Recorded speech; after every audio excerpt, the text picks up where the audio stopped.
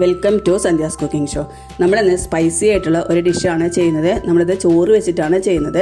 അപ്പോൾ നമുക്ക് ബാക്കി വരുന്ന ചോറൊക്കെ വെച്ചിട്ട് ചെയ്തെടുക്കാൻ പറ്റുന്ന നല്ലൊരു ഡിഷാണ്. നല്ല സ്പൈസിയാണ്. അതുപോലെ തന്നെ ചമ്മന്തിയൊക്കെ കൂട്ടി കഴിക്കാനായിട്ട് നല്ല ടേസ്റ്റാണ്. തേങ്ങാ ചമ്മന്തിയാണ് നല്ല ബെസ്റ്റ് കോമ്പിനേഷൻ. അപ്പോൾ നമുക്ക് ഈ ഒരു റെസിപ്പി എങ്ങനെയാണ് ചെയ്യുന്നത് നോക്കാം. അതിനായിട്ട് മിക്സിയുടെ ജാറിലേക്ക് 1 കപ്പ് ചോറാണ് ചേർത്ത് കൊടുക്കുന്നത്. ഞാനിതിലേക്ക് കുറുവ റൈസാണ് എടുത്തിട്ടുള്ളത്. നമുക്കിത് ഏത് ചോറ് വെച്ചിട്ട് വേണമെങ്കിലും ചെയ്തെടുക്കാം. ഇനി ഇതിലേക്ക് 1/2 കപ്പ് വെള്ളം കൂടെ ചേർത്തിട്ട് നല്ല പോലെ ഒന്ന് അരച്ചെടുക്കണം. അപ്പോൾ നല്ല പേസ്റ്റ് പോലെ തന്നെ നമ്മളിത് അരച്ചെടുക്കണം. അപ്പോൾ നമുക്കിത് അരച്ചെടുത്തിട്ട് വരാം. അപ്പോൾ ഞാനിപ്പോൾ ഇത് നല്ല പോലെ തന്നെ അരച്ചെടുത്തിട്ടുണ്ട്. വെള്ളം കൂടി പോകരുത്. 1/2 കപ്പ് വെള്ളം തന്നെ ചേർത്തിട്ട് അരച്ചെടുക്കുക. അപ്പോൾ നല്ലപോലെ തന്നെ അരച്ചെടുത്തിട്ടുണ്ട്. ഇനി നമുക്ക് ഇതിലേക്ക് 1/2 കപ്പ് കടലമാവ് ചേർത്ത് കൊടുക്കണം. കടലമാവ് ചേർത്ത ശേഷം നമുക്കിതിലേക്ക് 1/2 കപ്പ് തൈരും കൂടെ ചേർത്ത് കൊടുക്കാം. അധികം പുളിയില്ലാത്ത തൈര് വേണം എടുക്കാനായിട്ട്. അപ്പോൾ തൈരും കൂടെ ചേർത്ത ശേഷം നമുക്കിത് ഇനി ഒന്നും കൂടി ഒന്ന് അരച്ചെടുത്തിട്ട് വരാം. അപ്പോൾ ഞാനിപ്പോൾ നല്ലപോലെ തന്നെ അരച്ചെടുത്തിട്ടുണ്ട്. അപ്പോൾ ഒട്ടും തന്നെ വെള്ളം ചേർക്കരുത്.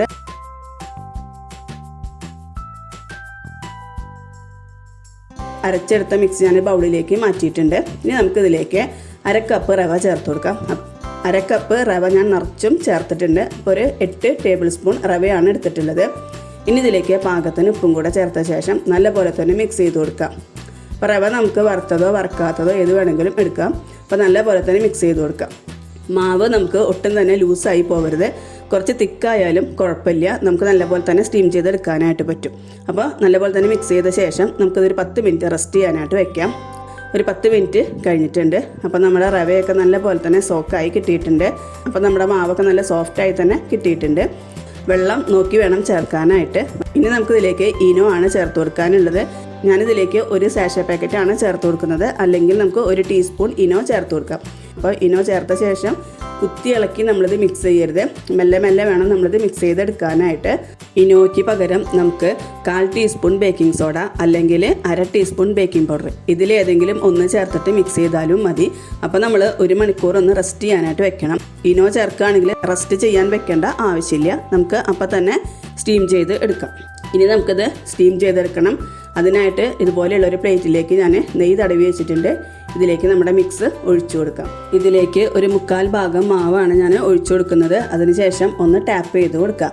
ഒരു പാനിൽ വെള്ളം വെച്ച് തിളപ്പിച്ചിട്ടുണ്ട്. അതിലേക്ക് ഒരു സ്റ്റാൻഡ് ഇറക്കി വെച്ചിട്ടുണ്ട്. ഇനി നമുക്ക് അതിലേക്ക് ഈ ഒരു പാത്രം വെച്ച് കൊടുക്കാം. അതിനുശേഷം 15 മുതൽ ഒരു 20 മിനിറ്റ് വരെ നമുക്കിതൊന്ന് സ്റ്റീം ചെയ്തെടുക്കണം. അപ്പോൾ നമുക്കത് മീഡിയം ഫ്ലെയിമിൽ വെച്ച് കൊടുക്കാം.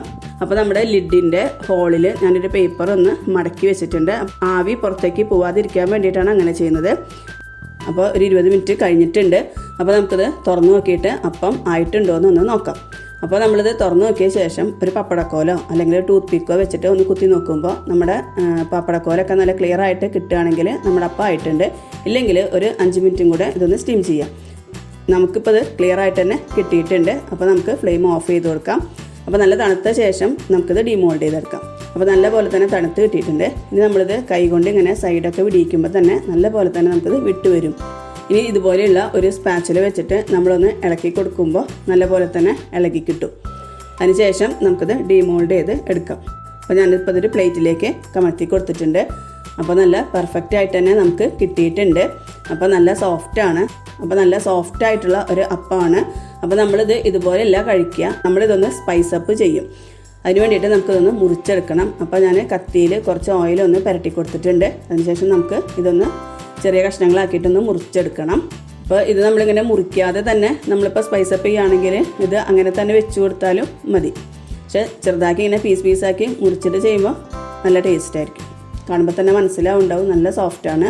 ഇനി നമുക്ക് ഇതൊന്ന് സ്പൈസ് അപ്പ് ചെയ്ത് എടുക്കണം. അതിനായിട്ട് പാനിലേക്ക് 2 ടേബിൾ സ്പൂൺ സൺഫ്ലവർ ഓയിൽ ഒഴിച്ചു കൊടുത്ത് ചൂടാക്കിയിട്ടുണ്ട്. ഇനി ഇതിലേക്ക് 1/2 ടീസ്പൂൺ കടുകും ഒരു 2 പിഞ്ച് ജീരകം കൂടെ ചേർത്ത് പൊട്ടിച്ചെടുക്കാം. അപ്പോൾ കടുകും ജീരകവും പൊട്ടിയ ശേഷം നമുക്ക് ഫ്ലെയിം ഓഫ് ചെയ്ത് കൊടുക്കാം. 2 മിനിറ്റിന് ശേഷം നമുക്കിതിലേക്ക് 1/2 ടീസ്പൂൺ മുളക് പൊടി ചേർത്ത് കൊടുക്കാം. ഓയിലൊന്ന് ചൂടാറിയ ശേഷം വേണം നമുക്കിതിലേക്ക് മുളക് പൊടി ചേർത്ത് കൊടുക്കാനായിട്ട്. അല്ലെങ്കിൽ മുളക് പൊടിയൊക്കെ പെട്ടെന്ന് തന്നെ കരിഞ്ഞു പോകും. ഇനി ഇതിലേക്ക് ഒരു 1/4 ടീസ്പൂൺ ഗരം മസാലപ്പൊടി ചേർത്ത് കൊടുക്കാം. അല്ലെങ്കിൽ 1/4 ടീസ്പൂൺ ചിക്കൻ മസാലയോ മീറ്റ് മസാലയോ ഇതിലേതെങ്കിലും ഒന്ന് ചേർത്ത് കൊടുത്താലും മതി. പിന്നെ ഈ ഒരു മസാലയ്ക്ക് വേണ്ട 2 പിഞ്ച് ഉപ്പും കൂടെ ചേർത്ത് കൊടുക്കാം. അതിനുശേഷം നല്ല പോലെ ഒന്ന് മിക്സ് ചെയ്തെടുക്കണം. അപ്പോൾ ഈ ഒരു സമയത്ത് നമുക്ക് ഇതിലേക്ക് ഇഞ്ചിയുടെ ടേസ്റ്റൊക്കെ ഇഷ്ടമാണെങ്കിൽ ഇഞ്ചിയും അതുപോലെ തന്നെ 2 പച്ചമുളകൊക്കെ അരിഞ്ഞിട്ട് ചേർത്താലും നല്ലതാണ്.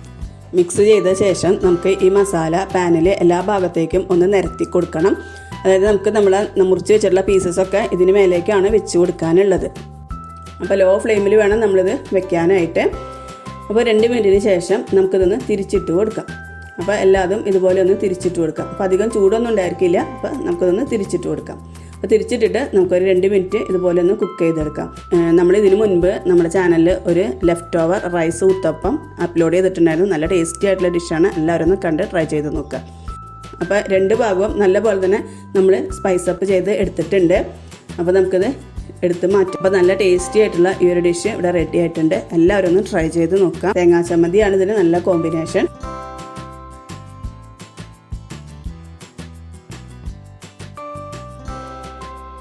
ചോറ് വെച്ച് ചെയ്തെടുത്തിട്ടുള്ള സ്പൈസി ആയിട്ടുള്ള ഈ ഒരു ഡിഷ് എല്ലാവരും ഒന്ന് ട്രൈ ചെയ്ത് നോക്കുക. എല്ലാവർക്കും ഇഷ്ടമാവും.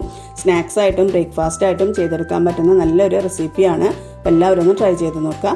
റെസിപ്പി ഇഷ്ടപ്പെട്ടാൽ നമ്മുടെ ചാനലൊന്ന് സബ്സ്ക്രൈബ് ചെയ്ത് സപ്പോർട്ട് ചെയ്യുക, ലൈക്ക് ചെയ്യുക, കമൻറ്റ് ചെയ്യുക, ഷെയർ ചെയ്യുക.